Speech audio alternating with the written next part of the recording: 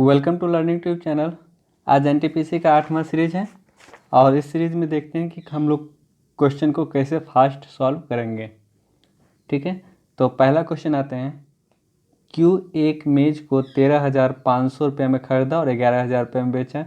ये तो इजी सवाल है, आप खुद से भी बना सकते हैं। इसका आंसर केवल बता देते, इसका आंसर ए है, इसका आंसर ए है। अगर जैसे मान चलिए बनाना भी होगा तो कैसे बनाएंगे। 13,500 रुपये में एक मेज को खरीदा और 11,000 रुपये में बेचा, तो यानी अगर हम ज़्यादा में खरीदते हैं और कम में बेचते हैं तो हानि होता है। और हानि कितना का हो रहा है, 13,500 में अगर खरीदें और 11,000 में अगर हम बेचें तो 2,500 का हानि हो रहा है, 2,500 का हानि हो रहा है। कितना पे, किराया मूल्य 13,500 पे गुना 100, ये 00 कैंसिल हो जाएगा।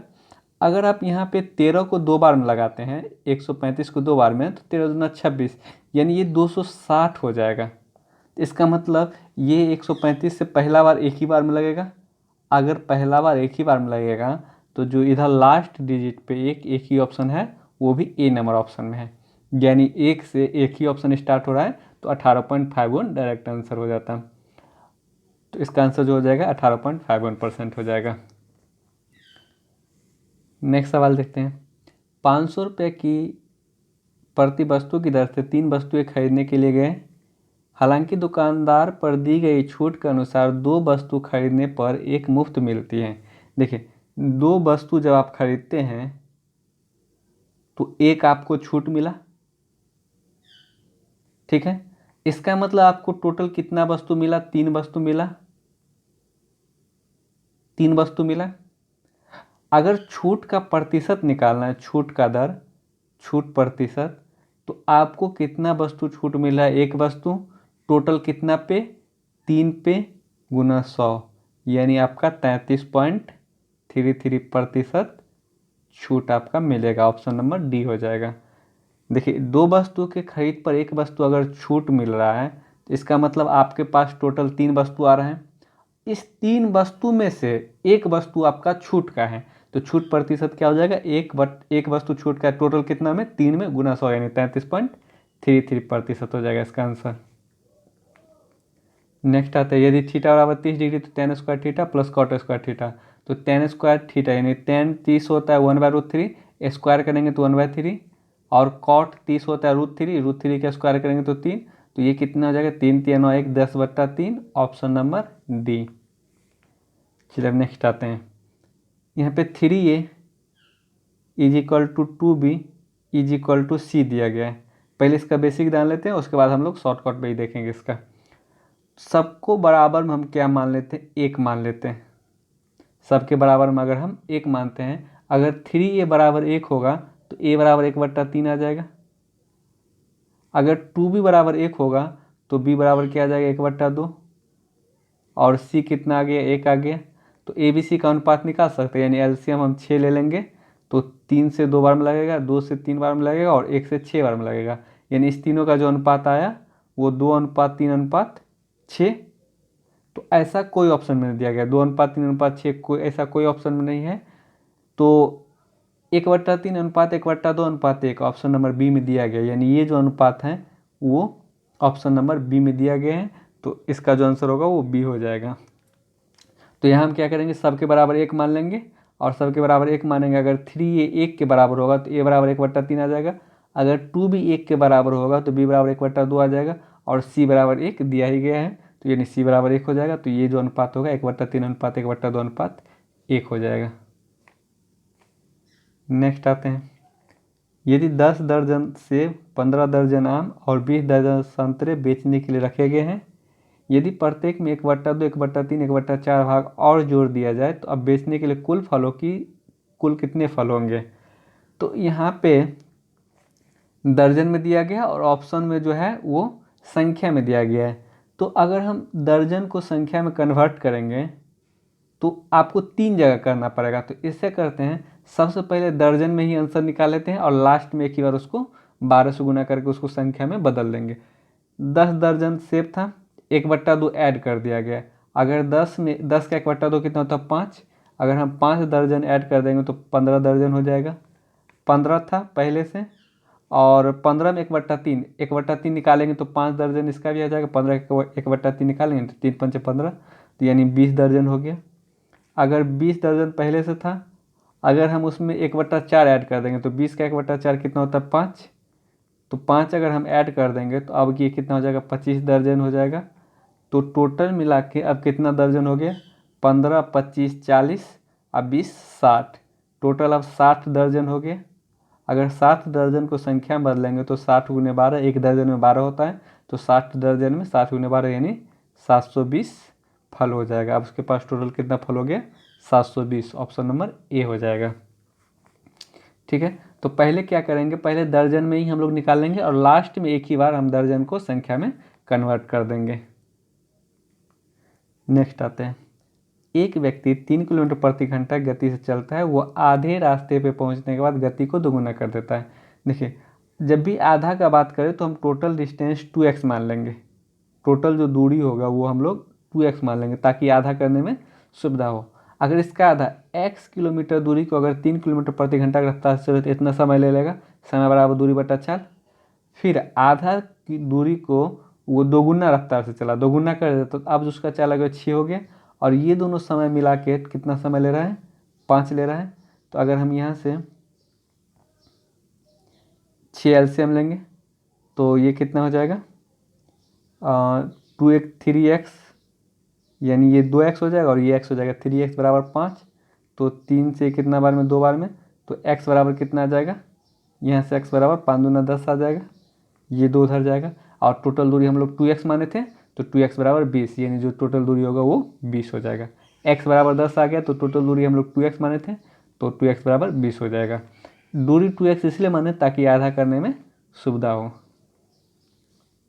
नेक्स्ट आ जाते हैं, एक बहुभुज की 9 भुजाएं हैं तो प्रत्येक आंतरिक कोण, किसी भी बहुभुज का प्रत्येक आंतरिक कोण क्या होता है, प्रत्येक आंतरिक कोण वो होता है n-2 इंटू 180/n, जहाँ पे n क्या है भुजाओं का संख्या है। तो यहाँ पे भुजा का संख्या कितना दिया गया 9 भुजा है, तो 9 में से 2 जाएगा तो 7 गुने 180 बट्टा n के बदले में 9, ये n-2 करेंगे तो 7 गुने 180 बट्टा 9, 9 से ये 20 बार में कटेगा तो 20 सत्ते 20 बार में कट जाएगा तो 20 सत्ते 140, यानी प्रत्येक जो कोण होगा वो 140 डिग्री, ऑप्शन नंबर ए हो जाएगा।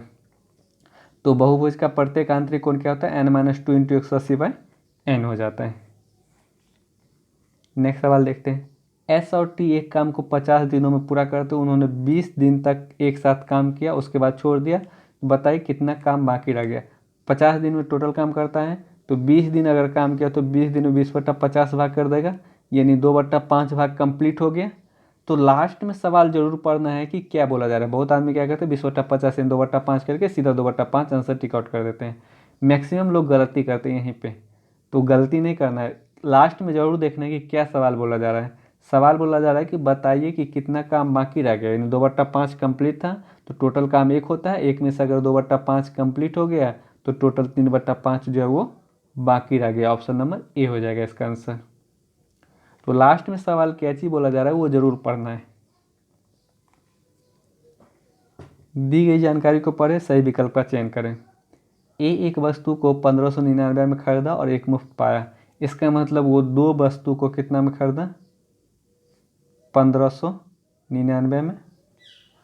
पहला ऑफर था कि एक वस्तु अगर आप 1599 डायरेक्ट पेड करते हैं एक वस्तु के लिए तो आपको दूसरा वस्तु मुफ्त में मिल जाएगा, इसका मतलब 2 वस्तु को 1599 में खरीदा। दूसरा ये ए में, प्रस्ताव ए में।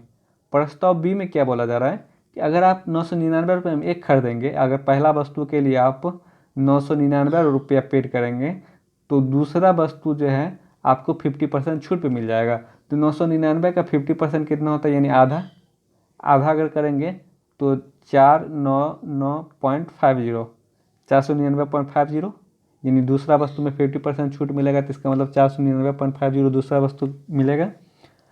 तब जाके हम लोग को दोनों वस्तु का जो दाम लगेगा वो कितना लगेगा 0.50 आएगा, 9,918 और 9,918 19, 9,413 14, ठीक है, 1498 रुपये और 50 पैसा। तो अब आप ही बताइए कि कौन आपको सुविधा रहा है, यानी ये महंगा पड़ा या ये महंगा पड़ा। अगर इसको देखें तो 1599 में पड़ रहा था और ये वस्तु का जो क्राय मूल्य था वो 1498 पड़ा।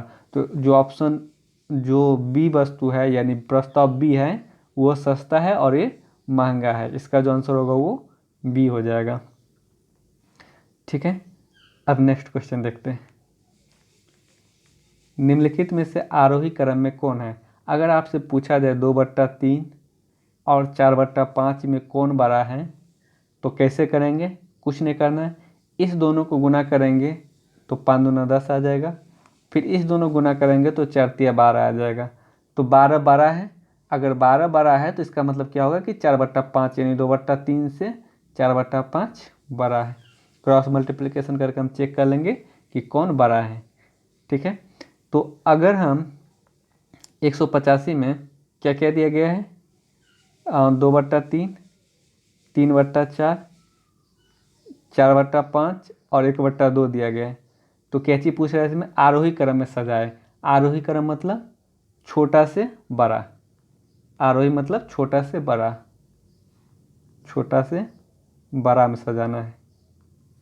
ठीक है, तो अगर हम इस दोनों में तुलना करें 2/3 और 3/4 में तो 3 तिया 9, 4 दूना 8। इसका मतलब 2/3 छोटा है और 3/4 बड़ा है 2/3 से। अगर इस दोनों बात करें तो 4 चौका 16, 5 तिया 15, 4 चौका 16, 5 तिया 15 यानी 4/5 बड़ा है और 3/4 छोटा है। अगर हम इस दोनों बात करें तो 4 दूना 8 और 5, ये दोनों में 4 दूना 8 और ये 5 हो रहा है। तो इसका मतलब ये 1/2 जो है ये छोटा है यानी इधर आएगा। अब 1/2 का तुलना इससे करते हैं तो 2 दूना 4 और 3 एकम 3 यानी 1/2 यहाँ पे आ जाएगा, क्योंकि 3 एकम 3 और 2 दूना 4 यानी 2/3 से छोटा कौन हो गया? 1/2 यानी 1/2 यहाँ आ जाएगा। ये मेरा अरेंज हो गया और ये कहाँ पे दिया गया? 1/2 से बड़ा है 2/3, 2/3 से बड़ा 3/4, 3/4 से बड़ा 4/5।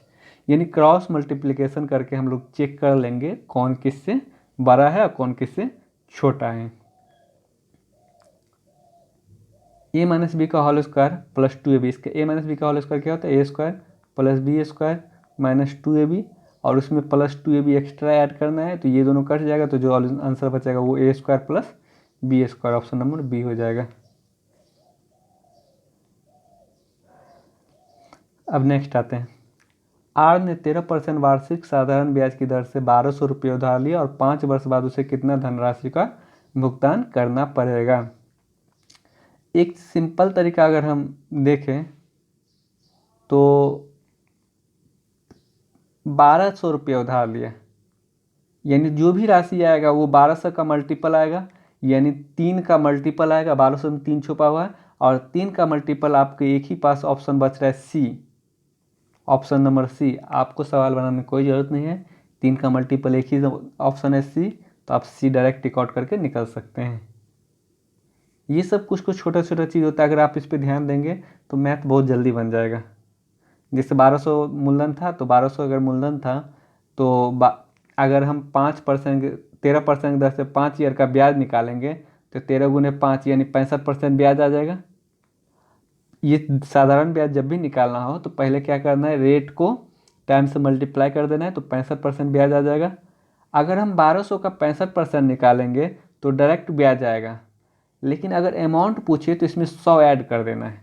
तो अगर हमको अमाउंट निकालना है तो 165% का वैल्यू निकालना पड़ेगा। तो ये डबल जीरो कट जाएगा। जो अमाउंट आएगा 12 गुने 165, 12 में क्या है? 3 का मल्टीपल है तो 3 का मल्टीपल एक ही ऑप्शन में मिल रहा है सी में, तो सी इसका आंसर हो जाएगा। गुना करने के बाद भी उतना ही आएगा। तो इस सवाल को हम लोग डायरेक्ट बना सकते हैं। अब आते हैं नेक्स्ट सवाल पे। X square plus x minus 42। एक चीज़ ध्यान दीजिएगा, इस 42 को दो ऐसे टर्म में तोड़िएगा, गुना करने पे 42 आए, माइनस 42 आए और जोड़ने पे +1 आए, एक्स के साथ +1 लगाए। तो 7 गुने 6 अगर हम करते हैं तो 7 छः 42, लेकिन माइनस में 42 चाहिए यानी किसी एक संख्या को माइनस में करना पड़ेगा। अगर माइनस में अगर 7 को माइनस में करते हैं तो इस दोनों को जोड़ने पे यहाँ पे -1 आ जाएगा, यहाँ पे क्या है? +x है। इसका मतलब आप 7 को निगेटिव नहीं कर सकते हैं, 7 को निगेटिव नहीं कर सकते। अगर हम 6 को निगेटिव करते हैं तो गुना करने पे -42 आ रहा है और जोड़ने पे 7 में से 6 गया 1 यानी +1 आ रहा है, इसका मतलब 6 निगेटिव होगा। अब क्या करना है कि ये जो x को तोड़ना है, x² +7x -6x +42, सॉरी -42 है ना, तो -42 यानी ये जिस फॉर्म में टूटे उस फॉर्म में इसको x में कन्वर्ट कर देना है। अब इस दोनों में अगर हम कॉमन लें तो x +7 बचेगा। अगर इस दोनों में अगर हम कॉमन लें -6x और -42 में तो -6 कॉमन आ जाएगा तो x +7 बचेगा। तो x +7 अगर हम दोनों में कॉमन ले अब तो यहाँ x +7 बचेगा और यहाँ x -6 बच जाएगा। तो जो इसका आंसर होगा x +7 और x -6, ऑप्शन नंबर सी हो जाएगा, x +7 और x -6, आंसर ऑप्शन सी हो जाएगा इसका आंसर।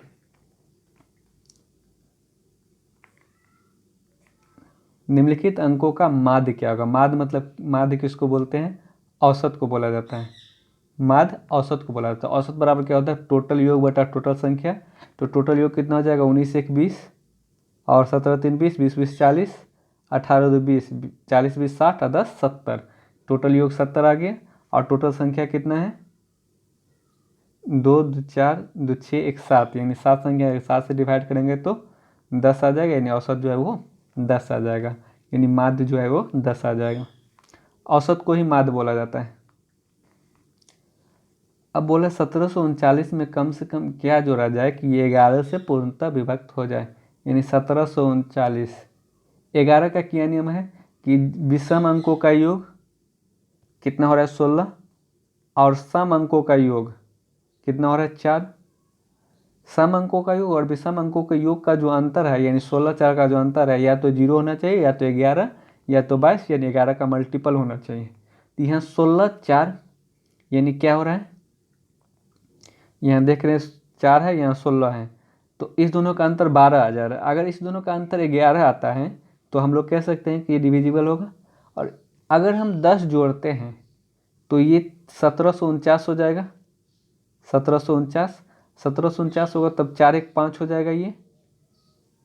अब 16 में से 5 गया तो 11, यानी 11 आ गया, तो ये 11 का मल्टीपल हो जाएगा, यानी 11 से पूर्णतः विभक्त हो जाएगा। तो इसलिए हम इसमें कम से कम क्या जोड़ेंगे? 10 जोड़ना पड़ेगा।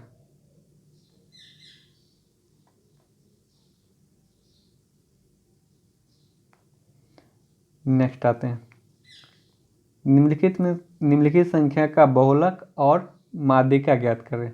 यहाँ पे माध्य बोला जा रहा था। माध्य और माध्यिका में बहुत अंतर है। माध्य मतलब हो जाता है औसत और माध्यिका मतलब होता है, माध्यिका निकालने के लिए आप सबसे पहले क्या कीजिएगा? इसको असेंडिंग ऑर्डर में यानी बढ़ते हुए क्रम में सजाइए। पहले 6 लिखेंगे, 6 3 बार है तो ये 6 को पहले लिख लेंगे। उसके बाद 7 2 बार है तो 7 को लिख लेंगे। उसके बाद 8 कितना बार है? 4 बार है, 8 को लिख लेंगे। अब बढ़ते क्रम में सजाने के बाद जो बीच वाला संख्या आएगा वो क्या हो जाएगा? माध्यिका हो जाएगा। तो इधर से भी हम 4 संख्या काट देते हैं और इधर से भी 4 संख्या काट देते हैं, तो बीच में 7 आ गया। तो जो माध्यिका होगा वो 7 होगा। तो माध्यिका 7 यहाँ भी है और यहाँ भी है, तो या तो बी होगा या तो सी होगा। बहुलक भी ज्ञात करने के लिए बोला गया था। तो बहुलक यानी जिसकी बारंबारता अधिक बार हो, यानी 6 का प्रयोग 3 बार किया गया, 7 का प्रयोग 2 बार किया गया, 8 का प्रयोग 4 बार किया गया, तो जो बहुलक होगा वो 8 होगा, क्योंकि 8 का प्रयोग 8 का बारंबारता ज़्यादा है। नेक्स्ट आते हैं, यदि एक आयत का क्षेत्रफल 168 है, चौड़ाई 7 है, तो उसके विकर्ण की लंबाई क्या होगा? अगर आपको पता है,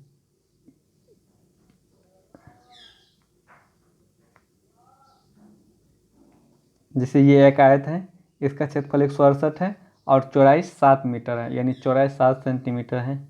अगर पता है आपको कि 7 24 और 25 का ट्रिपलेट होता है, 7 24 25, तो इसका मतलब ये हो जाएगा कि विकर्ण का जो लंबाई होगा वो कितना हो जाएगा? 25 सेंटीमीटर हो जाएगा। और अगर क्षेत्रफल देखें तो 7 × 24 168 आ जा रहे हैं। तो ट्रिपलेट से हम लोग ईजियली कोई भी आयत का सवाल हो, चाहे ये समकोण त्रिभुज का सवाल हो। ट्रिपलेट से इजीली बना सकते हैं, 3 4 5 का, 6 8 10 का, 7 24 25 का, 8 15 17 का। ये सब ट्रिपलेट को याद रखना जरूरी है, इससे बहुत जल्दी सवाल बनेगा। तो जैसे 7 दिखे तो हमें समझ आना चाहिए 7 24 25 का ट्रिपलेट बनेगा। अगर 7 24 25 का ट्रिपलेट बनेगा तो जो विकर्ण का लंबाई होगा वो 25 सेंटीमीटर आ जाएगा। दो संख्या का लघुत्तम समावर्तक 78 है, उन संख्या का अनुपात 2:3 है। अनुपात में लघुत्तम कितना हो रहा है, 3 दूना 6, और 6 का वैल्यू कितना दिया गया 78, तो 1 का वैल्यू 13। तो क्या चीज पूछा, उन संख्या का योग। योग कितना हो जाएगा, 3 2 5, अनुपात में योग 5, तो 5 का वैल्यू 13 5 65। इसका आंसर सी हो जाएगा। अनुपात में ही सब कुछ पहले निकालिए। जैसे अनुपात दो संख्या का अनुपात 2:3 और एलसीएम दिया गया था उसका 78, तो अनुपात में एलसीएम 6, तो 6 का वैल्यू 78, 1 का वैल्यू 13, तो योगफल पूछा है, तो योगफल अनुपात में 5, तो 5 का वैल्यू 65। एक ट्रेन 72 किलोमीटर प्रति घंटा गति से चलती है, 15 सेकंड में इसके द्वारा तय की गई टोटल दूरी। तो डिस्टेंस बराबर क्या होता है, स्पीड गुणे टाइम। तो स्पीड कितना दिया गया, 72 किलोमीटर पर आवर, और यहाँ मीटर में आंसर दिया गया और सेकेंड में दिया गया। अगर किलोमीटर पर आवर को मीटर पर सेकेंड में बदलेंगे तो 5/18 से गुना करेंगे, ये अब स्पीड मीटर पर सेकेंड में आ गया। और इसको अगर हम 15 से गुना करेंगे तो ये क्या आ जाएगा, ये जो है मीटर में दूरी आ जाएगा। तो 18 से 4 बार में 5 का 20 और 15 दूना 30, 300 मीटर दूरी हो जाएगा इसका। समबाहु त्रिभुज की भुजा 4 है तो उसका क्षेत्रफल कितना होगा। समबाहु त्रिभुज का क्षेत्रफल √3/4 गुने भुजा स्क्वायर, तो यानी गुने 4 गुने 4, तो 1 4 से 1 4 कट जाएगा, तो 4√3 समबाहु त्रिभुज का क्षेत्रफल हो जाएगा। समबाहु त्रिभुज का क्षेत्रफल क्या होता है, √3/4 गुने भुजा स्क्वायर। नेक्स्ट आते हैं, एक निश्चित धनराशि पर 2 वर्षों में 10% वार्षिक साधारण ब्याज की दर से 2,000 रुपये ब्याज मिलता है। यदि इसी धनराशि पर चक्रवृद्धि ब्याज मिलता तो प्रभावी ब्याज का दर कितना होता है। जिससे अगर 2 वर्ष के लिए 10% के दर से अगर CI निकालना, CI मिला होता तो टोटल कितना CI मिला होता, 10 + 10 + 10 गुने 10/100, यानी 21% CI मिला होता। इससे पहले वाले वीडियो में बताए थे कि अगर 2 ईयर के लिए A% दर दिया गया हो तो जो CI होगा वो क्या होगा, A + A गुने A/100। 2 ईयर के लिए अगर CI दिया गया हो A% दर से तो जो CI होगा कितना होगा, A + A गुने A/100, यानी 21% ब्याज मिलता। तो अगर 21% ब्याज मिलता तो दर कितना हो जाएगा, 1 साल का दर कितना हो जाएगा, 21/2, यानी 10.5% उसका दर हो जाता। अगर यही 2 साल के लिए 10% दर से CI मिला होता तो 21% आपको CI मिला होता। अगर 21% 2 साल में CI मिला होता तो ब्याज का दर कितना होता है, 10.5%, यानी साधारण ब्याज का दर कितना हो जाता है। इसका मतलब 21% आपको साधारण ब्याज भी मिला होता है। ठीक बोला था ना, यदि इसी धनराशि पर चक्रवृद्धि ब्याज मिलता है, यानी ये जो 2,000 रहता है चक्रवृद्धि ब्याज रहता, यानी इसका मतलब ये 21% रहता। जब 21% 2 साल में रहता तो 1 साल में कितना रहता, 10.5%, यानी जो दर होता वो 10.5% हो जाता। x² + 17x + 72 = 0, x का मान क्या होगा। ये अगर सवाल में थोड़ा सा भी अगर गौर कीजिएगा तो इसका आंसर -8 -9 होगा, क्योंकि ये इक्वेशन को सेटिस्फाइड करवाना है। अगर सेटिस्फाइड करवाना है तो प्लस में आप मान रख के इस इक्वेशन को 0 के बराबर नहीं कर सकते, यानी प्लस में कितना भी संख्या को रख लीजिए, 10 + 15 + 20 + 25, ये कभी भी 0 नहीं आएगा जब तक इसमें कोई निगेटिव संख्या ऐड नहीं कीजिएगा। तो अगर हम तो यहाँ पे देख रहे हैं तो यहाँ पे प्लस में सब कुछ दिया, प्लस में सभी संख्या को रख के 0 के बराबर नहीं कर पाएंगे, हमको निगेटिव चाहिए ही।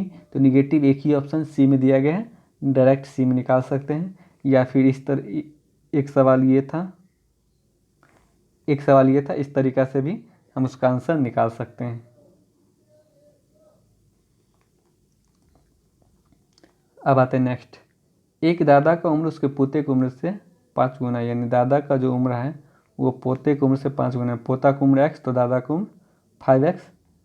तो निम्नलिखित में से कौन सी संख्या दादे और पोते की संभावित कुल उम्र का समर्थन नहीं करते? कुल उम्र मतलब यानी आपके संपूर्ण एज होना चाहिए, यानी 10 साल तो 10 साल होना चाहिए, न कि 10.5 साल नहीं होना चाहिए। ठीक है, अगर दादा पोता का टोटल योग बात करें तो 6x होगा, कुल उम्र टोटल 6x। तो 6x अगर होगा तो इसका मतलब जो उसका एज होना चाहिए वो 6 का मल्टीपल होना चाहिए। 6 का मल्टीपल ये भी है, 6 का मल्टीपल ये भी है, 6 का मल्टीपल ये भी है, 6 का मल्टीपल ये नहीं है। तो ये टोटल उम्र को समर्थन नहीं कर पाएगा। तो इसका जो आंसर होगा वो 50 हो जाएगा। 50 जो है वो टोटल उम्र का समर्थन नहीं कर पाएगा क्योंकि ये 6 का मल्टीपल नहीं है। अब आते 376 करोड़ ABC को आर्थिक सहायता में 1/3, 1/4, 1/5 के अनुपात दी गई है। तो C को कुल कितना धनराशि मिला होगा? तो ABC को कितना मिला? 1/3 अनुपात 1/4 अनुपात 1/5। अगर हम यहाँ से LCM लें तो कितना आ जाएगा? 60 LCM आ जाएगा। तो 20 से 3 बार में, 15 से 4 बार में और 5 से 12 बार में। तो यानी उसके जो मूल का समर्थन राशि का जो अनुपात आएगा 20:15:12। तो टोटल कितना हो जाएगा? 15, 12, 27 और 20, 47। टोटल समर्थन राशि अनुपात में 47, और 47 का वैल्यू कितना दिया गया? 376। तो एक का वैल्यू कितना हो जाएगा? 8, क्योंकि 7 8 56 का स्थान पे 8 बार में कटेगा। तो एक का वैल्यू कितना हो जाएगा? 8। तो किसका वैल्यू पूछ रहा है? C को। तो C को अनुपात में 12 मिलाया था तो 12 का वैल्यू 12 8 96 हो जाएगा। cos -780 डिग्री का मान क्या होगा? देखिए, इससे पहले वाले वीडियो में भी बताए थे कि ये 0 डिग्री, इसमें हम 90 ऐड करेंगे तो ये 90 डिग्री हो जाएगा। फिर इसमें 90 ऐड करेंगे तो ये 180 डिग्री हो जाएगा। फिर इसमें अगर हम 90 ऐड करेंगे तो ये 270 डिग्री हो जाएगा। फिर इसमें हम 90 ऐड करेंगे तो ये 360 डिग्री हो जाएगा। तो हम लोग 360 डिग्री को 0 डिग्री भी तो बोल सकते हैं ना, क्योंकि जहाँ पे 360 डिग्री है वहाँ भी 0 डिग्री भी है, जहाँ 360 है वहाँ पे 0 डिग्री भी है। तो हम 360 डिग्री को क्या बोल सकते हैं?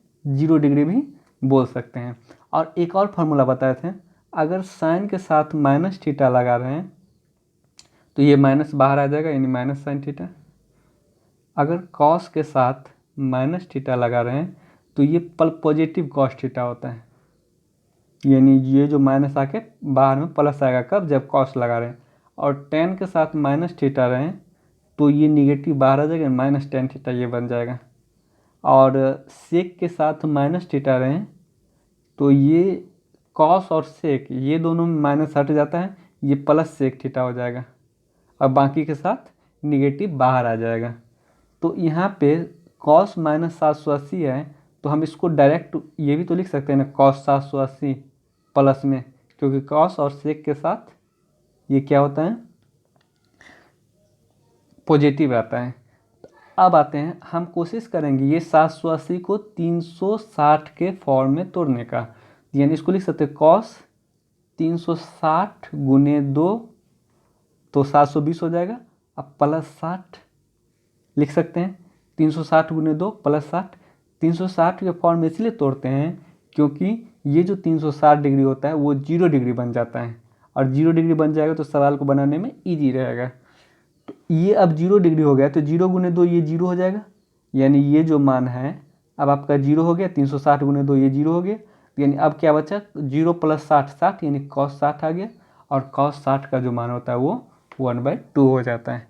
तो इस तरह से हम लोग इस सवाल को ईजिली बना सकते हैं।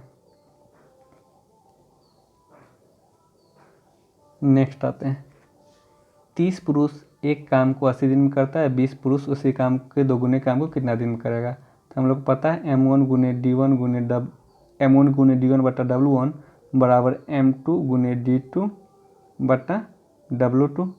पुरुष कितना है? 30 पुरुष है, कितना दिन? 80 दिन में किसी काम को कर सकते हैं, एक काम को करता है। दूसरा बार 20 पुरुष है, मान चलिए x दिन में कितना काम? दोगुना काम, यानी 2 काम। तो 2 से ये 10 बार में, ये 10 से ये 0 हटेगा तो x बार कितना हो जाएगा? 8 का 24, यानी 240 दिन। ऑप्शन नंबर C हो जाएगा।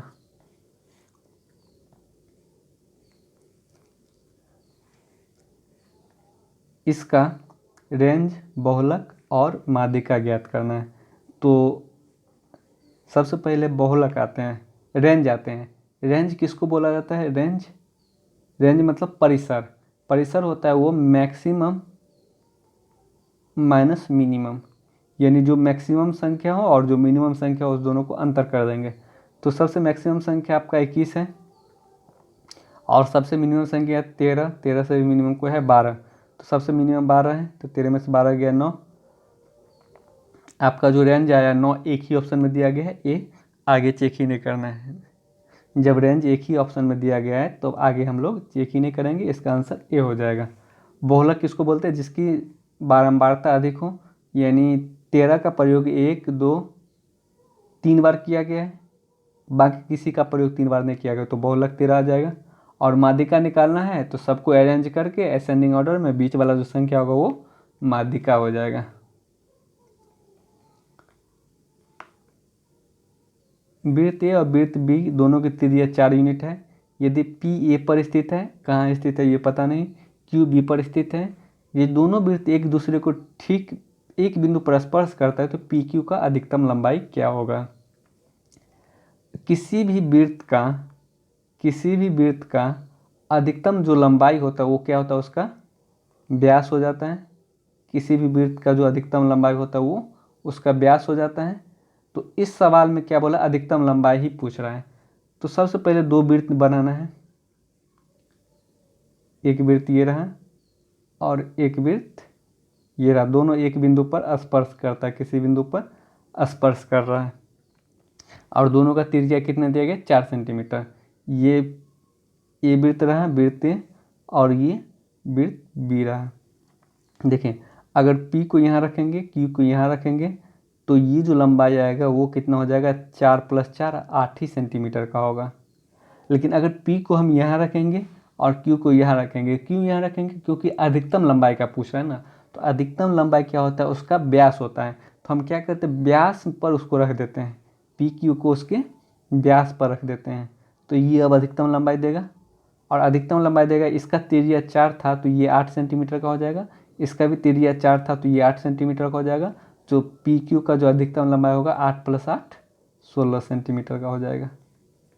यानी जो अधिकतम त्रिज्या होता है वो क्या होता है? उसका व्यास होता है। तो PQ को हम क्या किए? व्यास पे रख दिए, तो व्यास पे रखेंगे तो ये पूरा 8 सेंटीमीटर हो जाएगा और ये भी 8 सेंटीमीटर होगा, तो 8 × 16 सेंटीमीटर अधिकतम लंबाई हो जाएगा। 4, 8, 7 और x को हम x मान लेते हैं, 4, 8, 7 और चौथा समानुपात को हम लोग x मानते हैं, वाट को।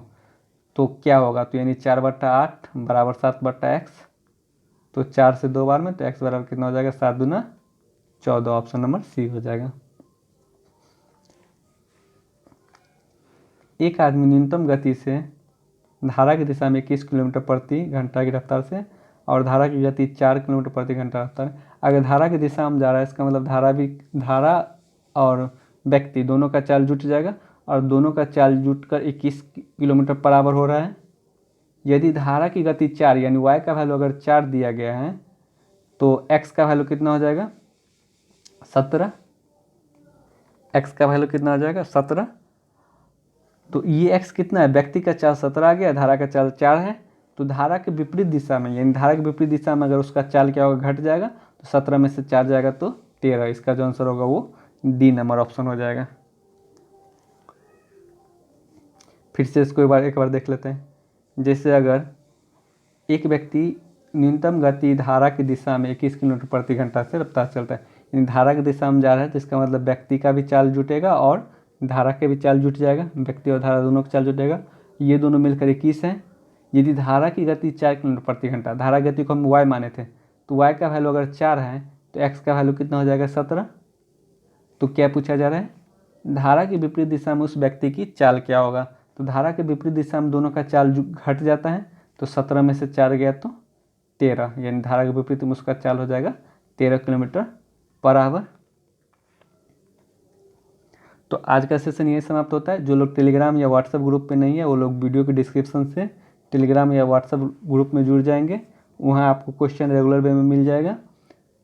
तो वीडियो को लाइक ज़रूर कर दीजिएगा, शेयर कर दीजिएगा। Thank you, bye bye.